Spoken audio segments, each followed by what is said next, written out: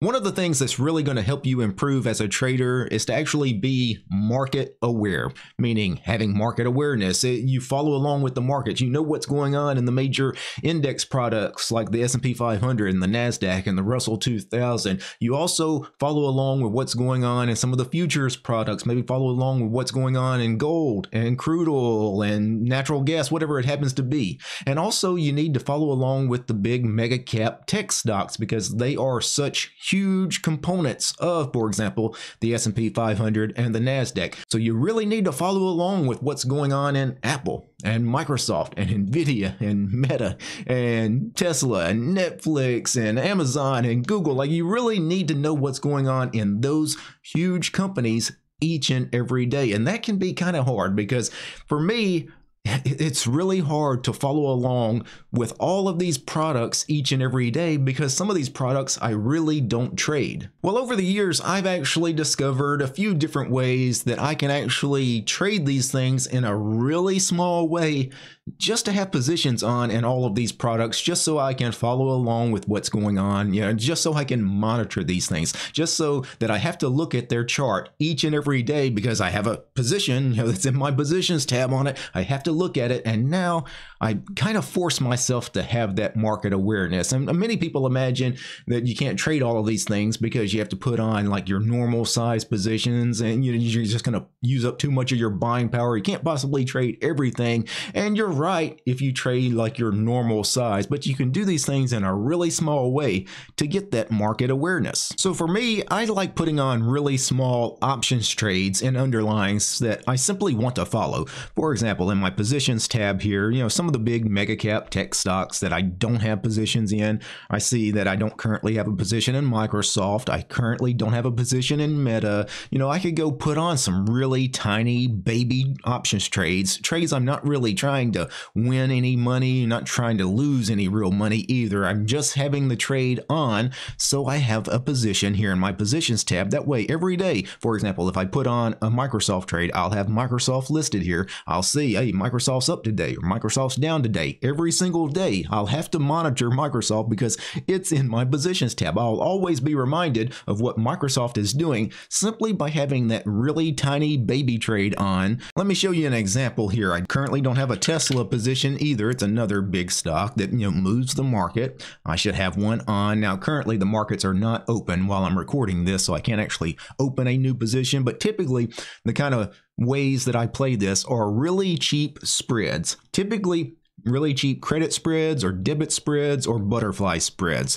So let's do an example with a debit spread because this is typically how I'll do it. I'll go buy a debit spread. Now called debit spread in this case. This is an at the money example. In this case, I'm basically risking one to make one. So I'm risking $240 to make $260. It's essentially a 50-50 coin flip. It's almost like me just buying shares of stock. I've got a 50-50 chance. Is it going to go up? Is it going to go down? And if I don't mind spending $240 on a trade that really I'm just putting it on just to follow along with Tesla, that's a perfectly viable trade. But sometimes I want to spend less than that. Again, I want to be kind of cheap, so I might go way out of the money with this call debit spread. If I go all the way out to the 25 delta long call and the 22 delta short call here, I'm only spending $85 on this call debit spread on a potential to make $415, but that's a really low probability trade being this far out of the money. I only have a pop of 18%, so I'm only going to win on the trade about 18% of the time. But again,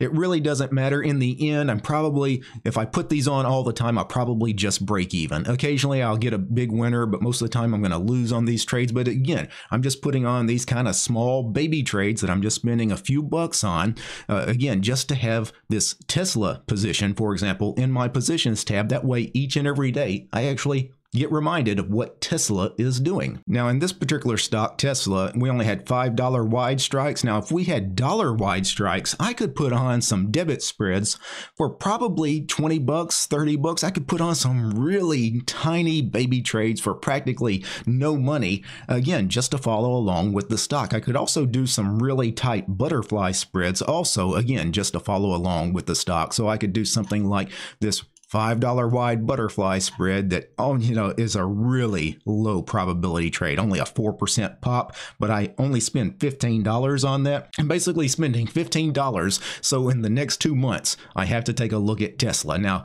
I would actually want to put on a real trade. I don't want to just spend 15 bucks just to have a position. I would actually want to improve my odds on actually winning on the trade. So I might actually go like 20 points wide and actually spend a couple of $100 on the butterfly. But still, I'm putting on these trades mainly, not necessarily because they, in the long run, I think I'm going to come out ahead. I'm just putting on trades just to follow along with the stock. Put on something very small, whatever is comfortable for your account size. If you can only spend 20 or 30 bucks on something, that's fine. If you can spend $100 or $200 on something, that's fine as well. But again, mainly I'm just doing it so in my positions tab, I can monitor that particular stock or that particular ETF or that particular futures product. And right now I have a couple of these kind of engagement trades on right now. So for me, I trade the MES, the micro E-mini S&P 500 futures. I have a ton of trades on in various MES products, but I almost never trade the M&Q, the NASDAQ. And I want to follow along with the NASDAQ futures each and every day. And it's just easier if I have a NASDAQ position right here in my positions tab. That way I can see the price. I can see what the NASDAQ is doing every day. I can quickly click on the NASDAQ and actually, get the 1 minute chart here in Tasty. So it just makes sense for me to put on a trade. So what I did is I went ahead and I spent, what did I spend? $63 on a out of the money call debit spread. I put this on 12 days ago. So I put it on at 32 DTE, kind of a cheap trade where I spent, in this case, the multiplier on the M&Q is 2. So I spent about 120 bucks on this call debit spread. And really the only reason it's here is because I wanted NASDAQ, the M&Q. I wanted that in my position, so I have to look at it every day. That is the only reason I put on that trade. I actually didn't need a NASDAQ position, a long NASDAQ position, because I've got the put credit spread here in the Qs, which the Qs is the NASDAQ ETF. I've got a put credit spread in it, as well as SPY is very correlated to the NASDAQ as well. SPY and the NASDAQ, they move very similarly. I've got put credit spread in SPY, and then MES. I've got a ton of stuff going on in the MES. Overall, I'm bullish in the MES. So did I really need a bullish trade in M&Q? No, but again, I put on a tiny little trade here just so I had M&Q in my positions tab. Now, one thing you can do with equity products, so stocks and ETF, one little trick you can do if you don't want to go put on a options trade is you can actually buy the stock itself. For example, in Microsoft, since I didn't have a position, if I wanted to, I could click on the S price here and buy 100 shares of Microsoft. Well, that's too much just for adding it to my positions tab. How about just buy 1 share of Microsoft? Currently, 1 share of Microsoft costs you about $430. I spent $430 on the 1 share of Microsoft just so I would have Microsoft in my positions tab. Now, I can't actually purchase stock right now because, again, the markets are closed, but that is a little trick that a lot of stock traders will do. If they want to monitor a bunch of different stocks that they don't necessarily want big positions in, but they want to monitor it each and every day, you just buy the 1 share. And you can't really lose much money. I'm spending $430 on the 1 share of Microsoft, but realistically, Microsoft probably not going to go up and down in a huge way. I'm never going to lose the entire $430, right? Microsoft would have to go bankrupt for me to be out the entire $430. And in fact, Microsoft, kind of like the market in general, tends to go up over time. Microsoft's one of the biggest components of the S&P 500. So I would have no problem just spending $430 on the 1 share just to, again, to follow along with what's going on each and every day. Now for me, because I actually want to play these things in a more exciting way, just buying the 1 share, so you're not likely to lose any money. You're not likely to make any money either. For me, I would rather do something a little bit more exciting. For example, I would probably want to go buy a debit spread or buy a butterfly spread, something cheap that, I'm not spending a lot of money on, but I do have the potential, if I get lucky on these very low probability trades, if I get lucky, I could potentially make a pretty good amount of money on them. Where with just buying the 1 share of stock, obviously, you can't really, you're not going to get rich on 1 share of stock. So there you have it, just some of my thoughts on what I call these engagement trades. I think they're important. I really think it's one of the things that you you as a trader,